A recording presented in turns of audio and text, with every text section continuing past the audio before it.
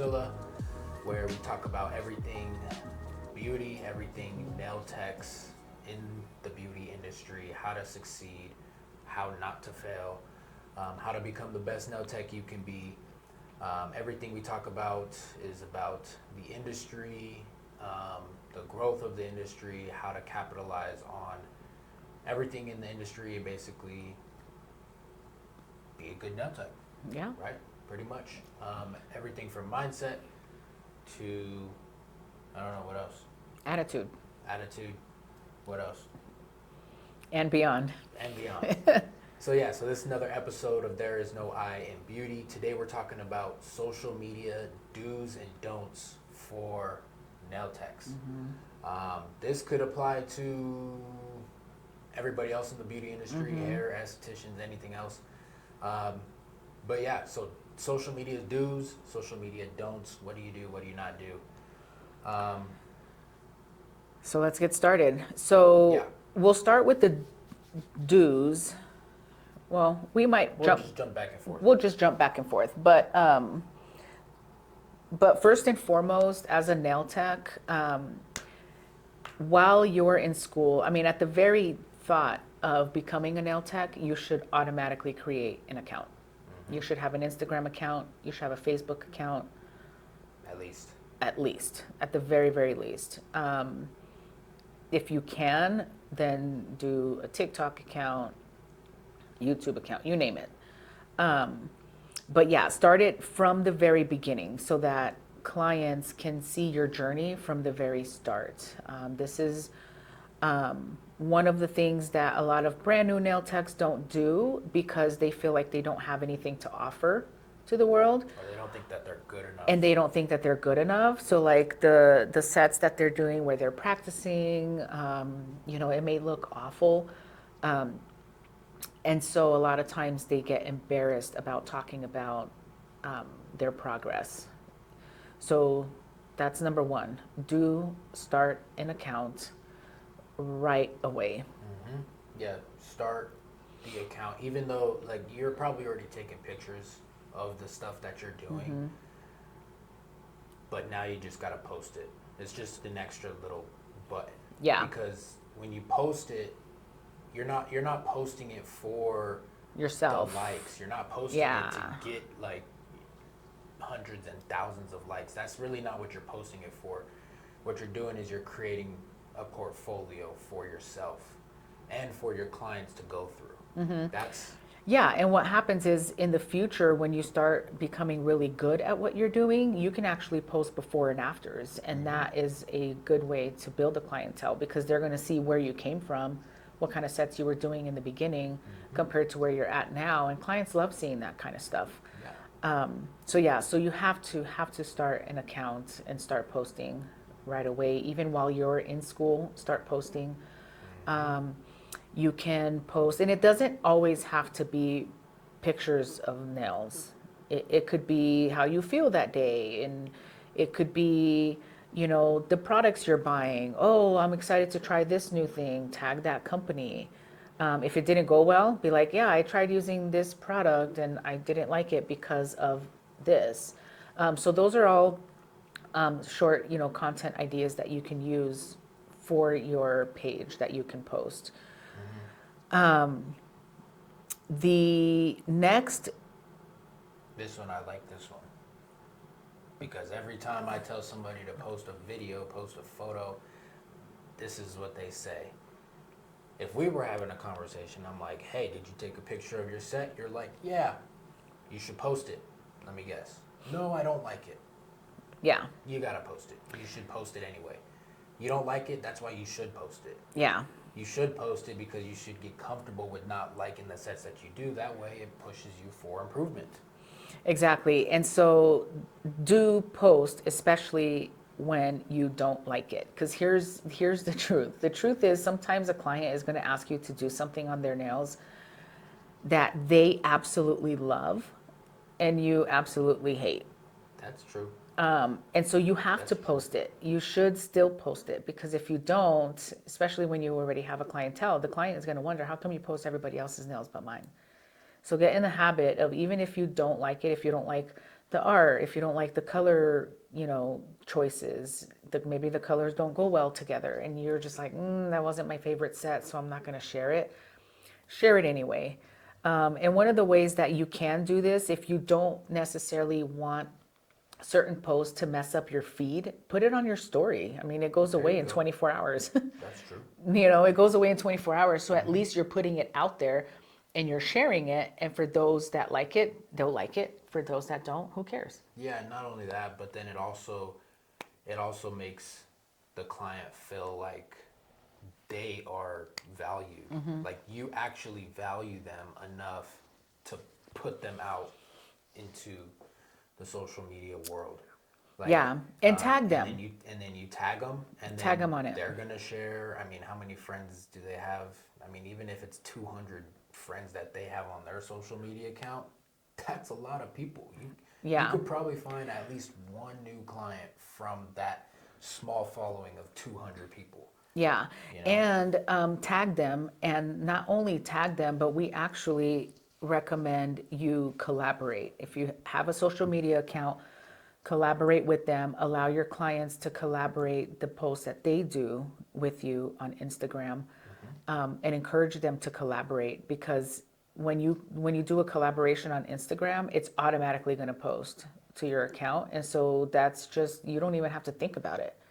You just say yes to the collaboration. And that is making the client feel really important and valued, because now you're sharing on your feed what they posted, right? They might, if they're going on vacation, for example, you can say, hey, do me a favor. Can you take a picture of this set of nails, like facing the ocean, right? Because and you can give them ideas of how you want them to take pictures of their nails, so that you can share it on your page. So do that collaboration, and you don't even have to create the post. It automatically gets posted. Yeah, they spend 2 hours with you. I think they'll be okay with taking a photo for you. Yeah. So, I mean, and the other one is post every set. I mean, we already touched on We it. kind of touched on it. Yeah. Every single Every set. set. Every single set. Every single set. I remember doing a set on somebody. She wanted her nails all different colors. So, like, one hand, it was like a gradient where you went pretty much same color family, from light all the way to dark. But this hand was very random. It was like a brown, a pink, a green, a blue. Like, it was very random. I didn't post that because I thought, that's not something I would really want to put my name on it. Yeah, but who did get it? But I had to post it anyway, because that's something that she liked. Like, she enjoyed it. But one person got that set, which means there's probably anher person. Yeah, that you will never get know. that There set. might be somebody else that'd be like, "Oh my gosh, I love the way that looks, and it's like unique." And da, da, da. It's just, there's something out there for everybody. So post every single set. Here's another do. Do take pictures of your space and the environment that the client should expect. I see a lot of nail techs posting pictures of just nails, which is fine. And when it comes to taking pictures of their space, they'll just take pictures of their desk, right? Which it's cute. There's a chair, there's a desk with supplies on it. But take a picture of the actual environment, the ambience, right? The ambiance. That way clients can see, like, even if you're in a small studio, it doesn't matter. Like, take a panoramic shot of what they are going to be walking into and sell that environment. Yeah, vlog the space. Take a video log of the actual space, because then the people that follow you, if they've never been with you before, they're gonna already feel comfortable when they do show up for an appointment. They're gonna be like, oh, this is how you get there. This is how you walk in. This is what I'm gonna feel when I walk in. This is who I'm gonna see when I walk in, right? And then that creates them being comfortable to actually book an appointment, be comfortable around that environment to show up. Yeah, because, like, how many times have we seen a situation where I'll just use a restaurant as an example, right? Let's say you go to a restaurant where the owner is just taking pictures of the plates, right? And the plates look clean. They look nice. They're, oh my gosh, that food looks so delicious. Like the way it's set up, it looks great, da da da. And then you walk in, it's a little jinky place. That's what happened to me the other day. Did it really?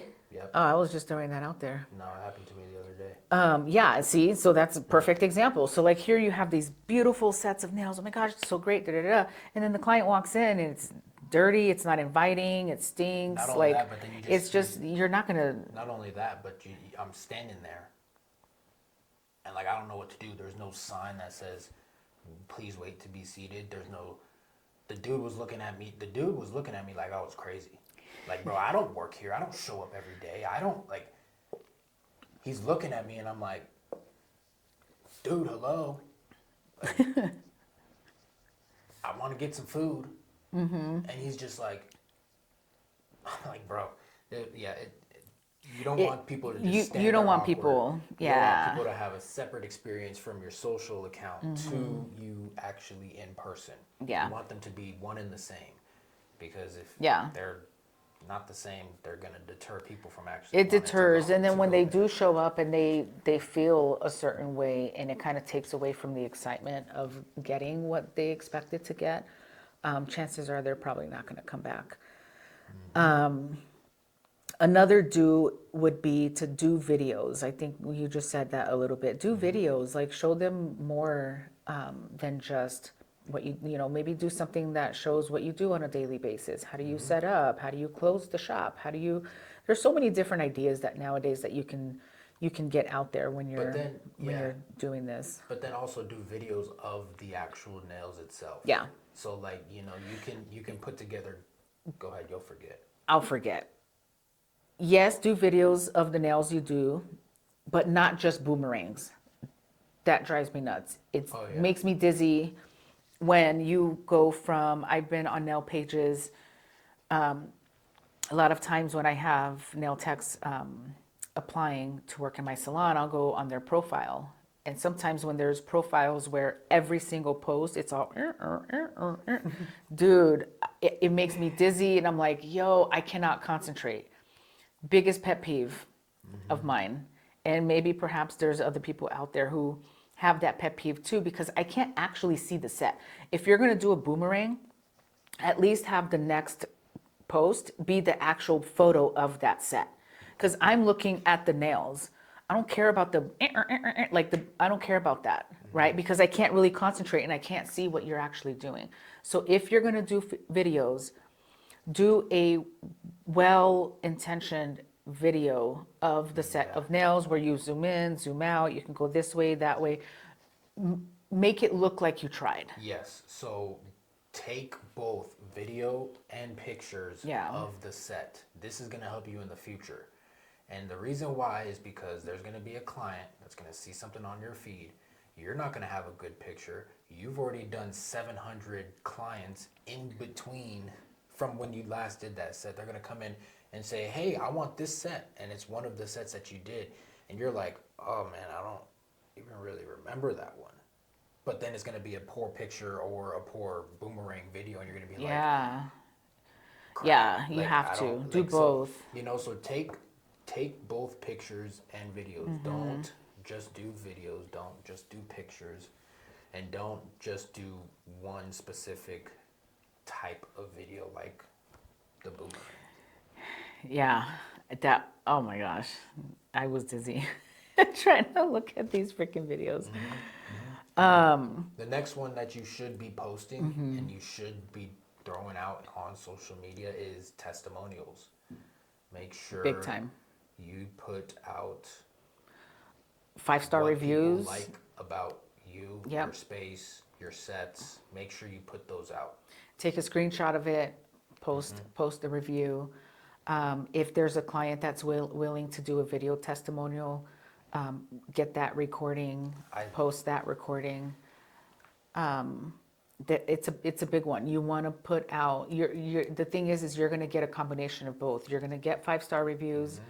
You're going to get some 3 stars where it's like, she was good, but she could have done this, this, and this, right? You're going to get the 1-star reviews where the client says, I wish I can do a 0 stars if I could. Yeah. You're going to get those too.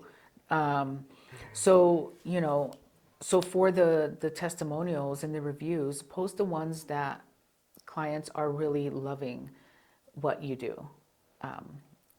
That's a big one, Yeah, there was a video, and the dude was saying that if you work in a barbershop, a salon, or wherever, go to the dollar store, get $1 frames, and literally fill the entire wall when they walk in with the 5-star Oh, the reviews. 5. Oh, that's a good idea. So you get the frames, and then you just take a screenshot or whatever, and you just frame the whole entire wall of just 5-star reviews. So then when the client comes in, they're like, oh, They're you like, must be pretty wow. good. Yeah, that's a good You idea, must be kinda actually. good. That's a really good idea. I didn't think to get $1 Yeah. Dollar Tree frames and just post them all I up think there. it was dollar, whatever. Dang, if we did that for the salon, we'd have like 600. How many do we have on Google? Like 600? We've got, I checked the other day, we got like 500 something for. 579, something like that. It's like close to 600 5-star reviews. We should do that. Just cover a whole wall with a bunch of little frames. We can cover that wall right there. That'd be kind of cool. That'd be a lot of reviews. Okay, so now on to the don'ts. The very first don't, and this is a big one. This is going to those who are already seeing clients. You're kind of have a clientele. You kind of are getting the grasp of this career we call being a nail artist. And so the very first don't is do not talk about your clients on social media. Don't do the venting on Twitter. Do not vent about your clients on social media. Don't Because talk about them, your talk account about is, them. yeah, your account, for one, your account is public. Even Should if be- hold it on. should be public. Your account should be public. That's a because do. That your account needs to be public. You have, like, think about this. Who are you servicing? The public. So why would you be on private? It doesn't make any sense. Yes. Come on. Yeah, make sure. Yeah, it has to be public. You will lose a lot of people if they're having to request to see your photos. I don't understand why people do that. wouldn't Don't make do that. sense. That's actually that should be the first don't. Do not make your account private. And then once your account is public, do not talk about your clients on social media. I kid you not, they will hear it some shape or form. Yep. The experiences that I've had with nail techs who did decide to vent about their clients on social media, the client will put 2 and 2 together and they know exactly who you're talking about. Now this is completely different from the videos that you see on social where it's like typical ways that clients would act, right? Yeah, This is that's this different. is That's a more completely- generalized. Yeah, this is completely different, right? So when you hear us talking about when a client walks in and, whatever the situation may be, right? They're very generalized situations. Like a lot of That could people- happen anywhere. Yeah, a lot of people are going to walk into a restaurant and not know where to go if it's their first time and you don't have a sign, right? There's going to be a lot of people that walk into a salon, don't know where to check in, and kind of just stand there a little awkward. That's pretty general. But don't What we're talking about is be calling names. Don't be. definitely don't use names. But what we're talking about is, like after you had a long day, Talk behind their back. or, you say something like, don't be the client that shows up 15 minutes late to their appointment today and then walks in with a coffee cup as if I don't know that you took 15 minutes out of my time to go get your coffee and then you decided to show up late and still wanted the art that you wanted me to do. And they got mad at me when I told you that I couldn't.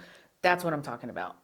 Because that particular day, the client that did that, she's gonna know you're talking about her. And then what you're doing is you're setting a precedent that whenever a client does something or makes you feel a certain way, you might have some of those clients that are like, oh my gosh, I can't believe they did that to you. No. Okay, that goes out the freaking window, because I guarantee you when that person is sitting by herself or by himself, they're wondering, dang, I wonder if she does that about me. I wonder if she talks to other clients about me like that. And so you're going to get that, like you're already setting a precedent that you're somebody that just likes to talk smack about people. Don't do that. You're gonna sabotage your own business. Don't do that. Another don't is do not post inappropriate personal stuff. This one's a This big is one. where you want a private page. You This want a is private you. page, go Yes. create a separate one that says Create live a separate. inappropriate private stuff. Like Your personal page should be separate. Now, if you're an influencer, vlogger, okay, sure, you can combine the two, but I will assure you that the influencer and the vlogger is going to make sure that all their posts correlates with what they do for a living and that they're all appropriate and feel good type of posts. yeah, the personal stuff Right. that they're posting is in alignment with Yeah, you don't their brand. you do not want to have videos of you piss drunk the night before you showed up to work on that client, and then that client has an experience where they get shoddy work because you were totally hungover, or you called them and said, "Hey, girl, I have to cancel my appointment today. I'm not feeling very good today." And then she goes on your personal page and she sees that you were freaking thrashed the night before. Like, don't do that. Like, don't that's do not that, how you man. should represent your company. You are your company. So the way that you put yourself out there on your personal page is how you're representing yourself to your brand. Do not do that. Next one is don't fight with clients on social. In the comments. If it's in the comments, if it's in the DMs, if it's on Twitter, if it's, if it's a Just don't go back and forth. if it's a And diss post, like there's no need Don't to fight. do any of that. it's not necessary. It hurts you way more than It hurts the you client. way more than it hurts the client. Or sometimes it's not a client. Sometimes it's just somebody wanting even to if get it's another nail tech. that too. That too. You know, some clients are gonna go to other nail techs, which find your perfect match if you are a Yeah. client. Actually, I saw this the other day where there was a nail tech. I didn't even comment, but there was a nail tech Good that job. worked in a salon, and it was one of those salons that are in every corner. And this nail tech took her phone in the back. It was a very private. She was very sneaky with it, and she admitted to it. She's like, "I'm just being very sneaky. I have to do this quick," and started taking videos of how that salon wasn't cleaning their tools, how they were reusing the paraffin wax on clients, how they would reuse the pedicure slippers, the pumice stones. Please don't. They would just rinse it and reuse it. Nothing was being sterilized. Nothing was being clean. And you had like food at the same on the same counter. Like, it was bad. It was really, really bad. And in a nail salon, come on, you should not be reusing your paraffin wax. That is absolutely disgusting.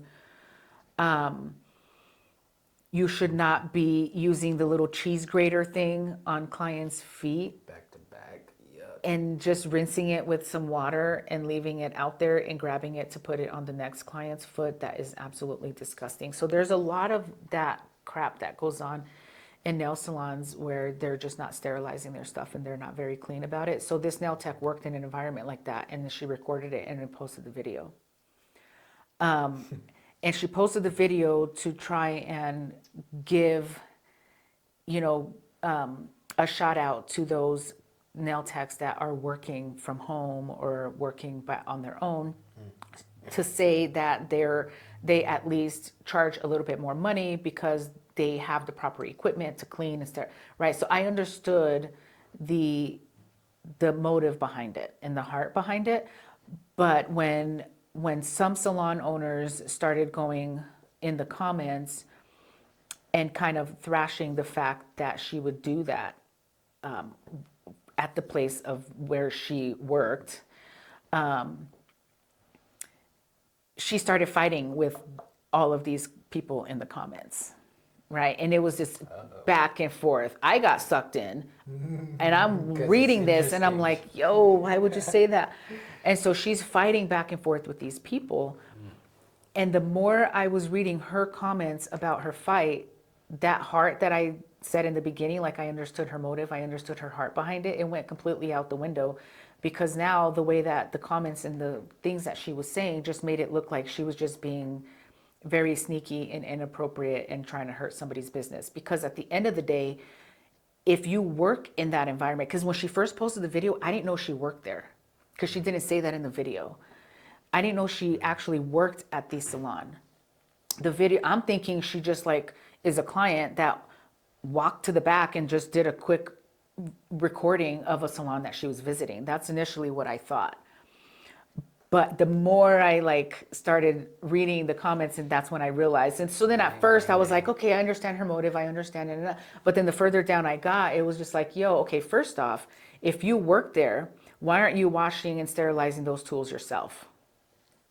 True. Right? Why aren't you making yourself valuable to that environment and to that salon instead of posting and saying, look how dirty this salon is? Why don't you put yourself out there and actually do the job that you're saying nobody else is doing? So then that's where or bring it up and be like, hey, I don't think that this is not very sanitary. Would you mind if I invest $115 on a sterilizer and sterilize all these tools for you guys? Like, to me, that would speak more to her character than her saying, yeah, look at this dirty place that I work, but yet I'm still working here every day and making an income, but not being a solution to the problem I'm saying we have. And so by the end of reading all those comments, I was already turned off. I'm like, I don't trust you. Like, be a solution to the problem. If there's a problem, be the solution, not the person that just talks shit about the problem and doesn't want to be part of the solution. And so that's what we're talking about here. Yeah. Another don't. These ones kind of go together. Okay. Yeah. So these two, it's really one. That's true. Don't promote that you are 100% free. Yeah. I have appointments all week available. Let me know when you want to come in. So these ones are great. You're gonna have the story, right? There's gonna be a pink background. There's gonna be a little border around that story. It's gonna be like appointment availability times. It's gonna be like Monday all day, Tuesday all day, Wednesday 10 to 4, Thursday is gonna be 10 to 5 or whatever, and then Friday is gonna be 1 o'clock, 2 o'clock, 3 o'clock, 4 o'clock. Yep. So don't promote that you are 100% free, and there's a few reasons why. Because one, clients, that's way too many decisions for them to make. They're gonna have to choose what day, what time, when it correlates with their schedule. So they're gonna have all their schedules for the entire week to go back and forth to be like, what day do I want to book? Well, yeah, but then that also shows that you really don't, like, are you really that valuable? Like, are you really that good that you're pretty much posting that the next 3 weeks you don't really have any clients whatsoever? Like, create some sort of urgency, scarcity, you know, that you actually, hey, appointments available this week, DM for specific days and times. That's one way to do it. Like, don't put it all out there, because people do kind of pay attention to that. Like, dang, like, why is this person available all week? She does good work, but what are clients not liking that she's available every single day this week? Yeah, you can also throw on like, hey, I have my only opening is from from 1 to 3 to do a blank service. Yeah. And like, they don't need to know. They don't need to know that you are available the rest of the week. They don't. And this actually goes back to even when you're on the phone with somebody, even if it's not on social media. If you're on the phone with somebody and they're like, hey, I'm calling to book an appointment. Yeah, absolutely. What day were you thinking? Oh, I was thinking maybe like Wednesday or Thursday. Oh, okay, cool. Yeah, I have all day available those days. What day do you want to come in? Don't do that. Just be like, hey, do you prefer morning or afternoon? Oh, you afternoon, because I get off of work at 2 o'clock. Okay, perfect. You know what? I have Thursday afternoon at 3 o'clock. Exactly. That's it. You got the appointment booked, and they didn't need to know that you had absolutely no clients that week. This kind of goes into another thing with handling clients that I've experienced. If they are a new client, if you've only seen them for the first time, do not change their appointment. Do not text them to change the appointment. Do not call them to adjust the appointment. I don't care if it's 5 minutes early or 5 minutes later. I mean, the later one, if you're starting to get 30 minutes later, yes, call them. But do not call them. Do not text them to move their appointment, to adjust their appointment, to alter their appointment. The only reason you should be calling or texting a new client is if you know you're going to be running 30 minutes behind and you're like, hey, I'm running about 10, 20, 30 minutes behind. I don't want you sitting around. I don't want you waiting around here for too long. If you could come in a couple minutes later, that would be awesome. I wanted to make sure you're not sitting around, right? That's the call That's you different. make. But when you call a first client and tell them, you know, hey, come in earlier, you're like, for them as their first time, it's already inconvenient. It's gonna be inconvenient for them, right? And so, and then they may not even show up. And even if it's just a small thing like 5 minutes or yeah, 10 like minutes like early. for example, you might have a cancellation or somebody no shows, and you have a new client that's scheduled to come in at 2, and now you have this crazy 2-hour gap out of your day, and you call this new client, you're like, hey, can you come in at noon instead?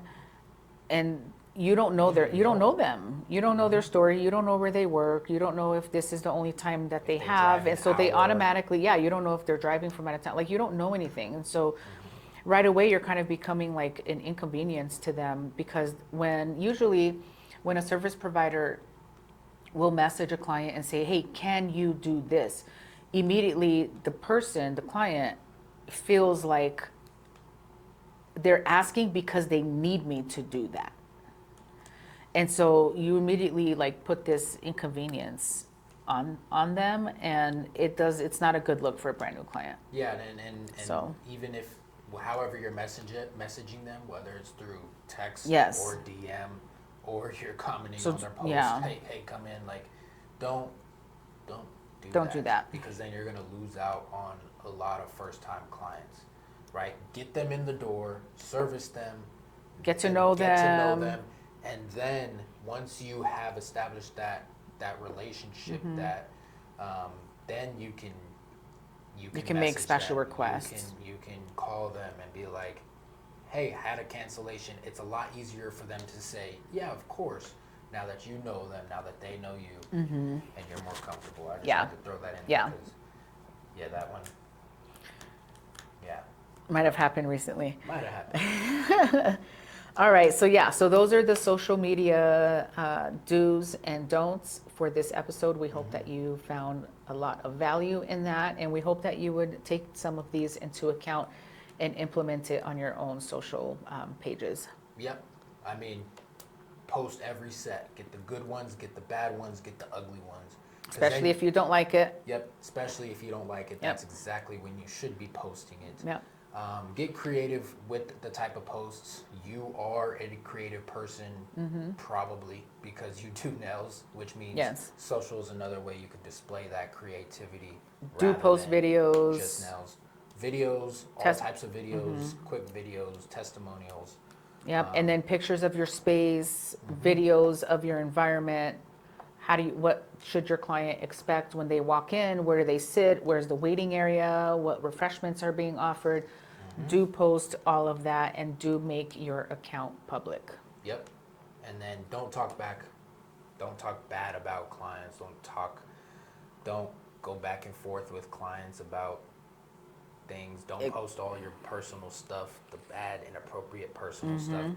Don't fight with any clients of in the that. comments. Yep. Don't sabotage yourself on social media. Social media is supposed to help you grow in this industry, especially in this industry where it's similar to food, where people eat with their eyes first. It's the same. It's the same way. Yeah, and don't look desperate by telling them that you have absolutely no clients and you're begging them to come in the door. Do create some sort of urgency when it comes to booking appointments and saying you only have this time, and that time available, and that's it. We hope you guys liked this episode. Yeah, I'll let you do the close. Yeah, if you did enjoy this episode, leave a like, leave a thumbs up, post in the comments. Maybe I'll fight with you. No, I'm just kidding. That was a joke.